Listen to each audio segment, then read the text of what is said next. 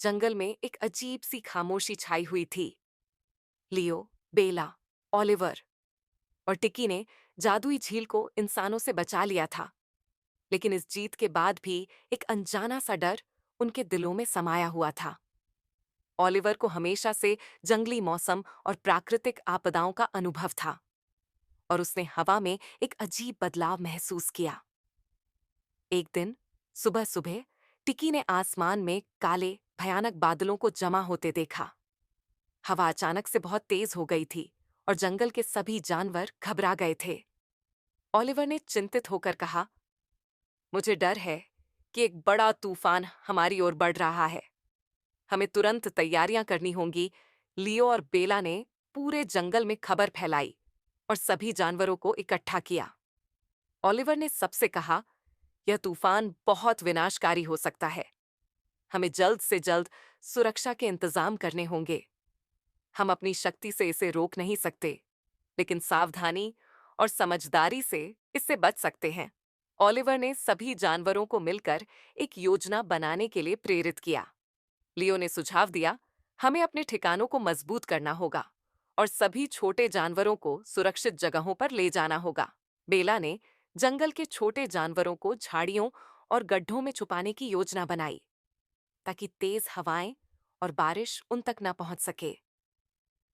टिकी ने अपनी फुर्ती और ऊंचाई से जंगल का मुआयना करना शुरू कर दिया, ताकि किसी भी खतरे की जानकारी समय रहते सभी को दे सके। जैसे ही शाम ढली, काले बादलों ने आसमान को ढक लिया। तेज हवाएं चलने लगीं और बिजली चमकने लगी। जंगल में हर तरफ अंधेरा और डरावना माहौल छा गया। अचानक बारिश की मोटी मोटी बूंदें गिरने लगीं और तेज हवाएं पेड़ों को हिलाकर रख देने लगीं। लियो ने छोटे जानवरों को अपने ठिकानों पर पहुंचाया और ओलिवर ने सभी को हिम्मत बंधाई।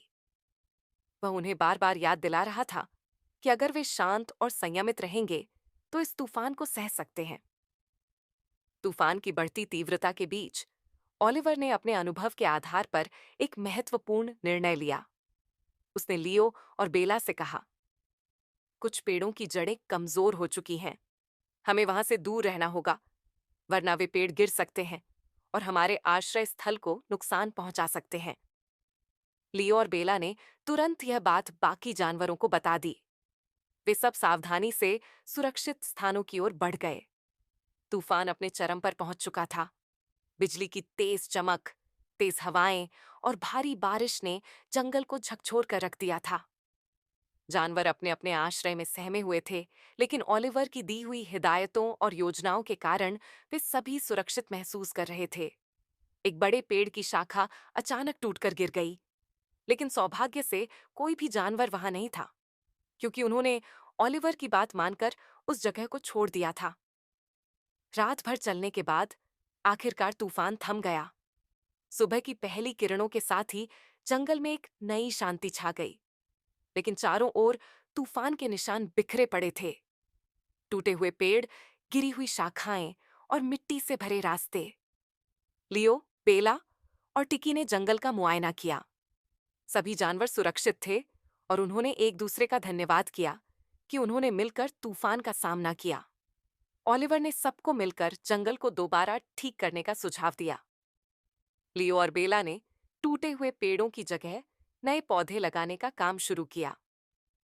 टिकी ने पेड़ों की ऊंचाइयों से निगरानी की और ऐसे पौधे ढूंढे जो तूफान की मार झेलने के बाद भी ठीक थे। सभी जानवरों ने मिलकर पेड़ों के आसपास की गंदगी साफ की और उन पौधों को सहारा दिया जो टूटने की कगार पर थे।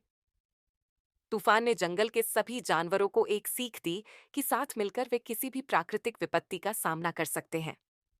ओलिवर ने सभी को समझाया, यह तूफान एक चेतावनी था। हमें हमेशा अपने जंगल का ध्यान रखना होगा, ताकि प्रकृति हमें हमेशा सहारा दे सके। जंगल में एक बार फिर से खुशियां लौट आईं और सभी जानवर पहले से ज्यादा एकजुट और मजबूत महसूस करने लगे। उन्होंने ठान लिया कि वे इस जंगल की रक्षा हमेशा मिलकर करेंगे, चाहे परिस्थिति कितनी भी कठिन क्यों न हो। अगले भाग में देखिए, एक नया रहस्यमयी प्राणी जंगल में प्रवेश करता है और हमारे नायकों को उसका सामना करना पड़ता है।